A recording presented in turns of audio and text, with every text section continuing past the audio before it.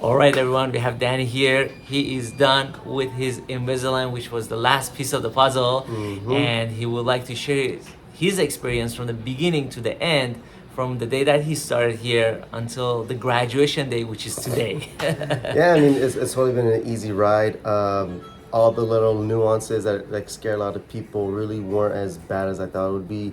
Especially the implant. The implant, I didn't feel a thing. It was super easy. It was pretty quick, honestly, as well. And then the recovery process was way less painful than like getting your wisdom teeth pulled out. So I wasn't honestly getting into the implant moving forward.